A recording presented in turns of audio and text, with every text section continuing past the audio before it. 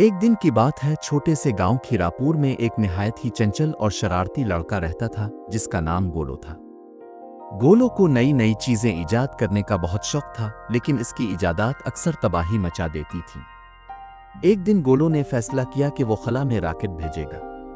मैं नासा से कम नहीं हूं, गोलो ने अपनी मुर्गी के पिंजरे को रॉकेट की शक्ल में रंगते हुए ऐलान किया। गोलो का सबसे अच्छा दोस्त पप्पू, जो हमेशा गोलो की इजादात का पहला शिकार बनता था, इस दिन भी साथ खड़ा परेशान हो रहा था। यार गोलो, मुर्गी रॉकेट नहीं बन सकती। गोलो हंसा। पप्पू, रॉकेट बनाने के लिए दिल होना चाहिए, मुर्गा होना चाहिए और सबसे बढ़कर खरबूजा होना चाहिए। पप्पू की आंखें फट गईं। खरबूजा? गोलो फखर से बोला, हाँ, मैंने रॉकेट का फ्यूल खरबूजे का रस बनाया है। वो कुदरती, खुशबूदार और माहौल दोस्त है। पप्पू ने सर पकड़ लिया। गोलो ने मुर्गी के पिंजरे के पीछे खरबूजे का एक बड़ा पाइप बांधा जिसमें वो खरबूजे का रस डाल रहा था। इसने रॉकेट का नाम रखा खरबूजवन एक्सप्रेस। अब मसला ये था कि रॉकेट को उड़ाएगा कौन?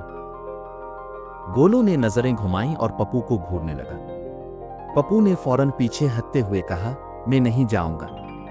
पिछली बार तुमने मुझे गुब्बारे में बिठाया था, वो नल पर फट गया था। गोलो हंसा, नहीं नहीं, इस बार हम मुर्गा भेजेंगे। गोलो ने पिंजरे में अपनी मुर्गी चुको को बिठाया। मुर्गी हैरत से कुक्कड़ों को करती रही। फिर आया बड़ा लम्हा। 3, 2, 1, बिस्म अल्लाह।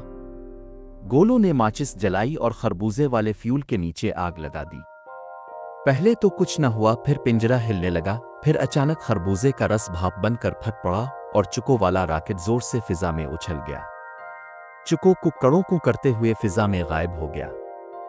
गोलो और पप्पू ने तालियां बजाईं। पप्पू ने पूछा, अब क्या होगा? गोलो बोला, अब हम खलाई मरकज खोलेंगे। अगले दिन पूरे गांव में खबर फैल गई। गोलो ने मुर्गी को खला में भेज दिया। लोग पहले हंसे, फिर चौंके, फिर हैरान हुए। गांव के मुखिया तक ने गोलो को बिला भेजा। गोलो बेटा, तुमने वाकई रॉकेट बनाया? गोलो ने सर हिलाया, जी हां मुखिया जी, खालिस देसी टेक्नोलॉजी से।